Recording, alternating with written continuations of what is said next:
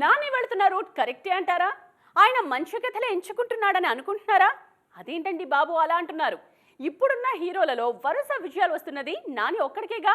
మళ్ళీ ఈ డౌట్స్ ఏంటి అనుకుంటున్నారు కదా? కానీ మనం మాట్లాడుకుంటున్నది నాని ఫ్యూచర్ ప్రాజెక్ట్స్ గురించి. మరి వాటికి వచ్చిన ఇబ్బంది ఏంటో చూద్దామా?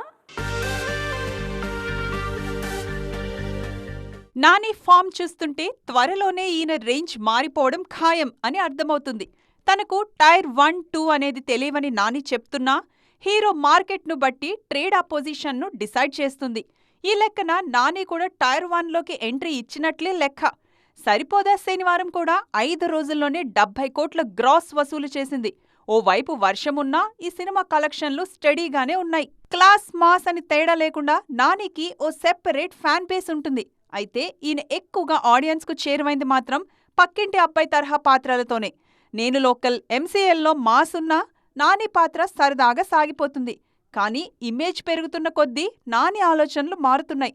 పూర్తిగా వైలెంట్ సినిమాల వైపు వెళ్తున్నారు న్యాచురల్ స్టార్. దసరా, సరిపోదా శనివారంలో హింస ఉన్నా మరీ కుటుంబంతో చూడలేనిది కాదు.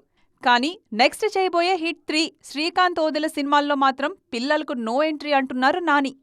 మరీ అంత హింస నాని సినిమాకు వర్కౌట్ అవుతుందా అనేది బేసిక్ డౌట్. కానీ కథ డిమాండ్ చేయకపోతే ఆ హింసకు నాని ఓకే చెప్పరనే క్లారిటీ కూడా ఉంది. మరి చూడాలిక ఈయన వెళ్తున్న రూట్ కరెక్టా కాదా అని.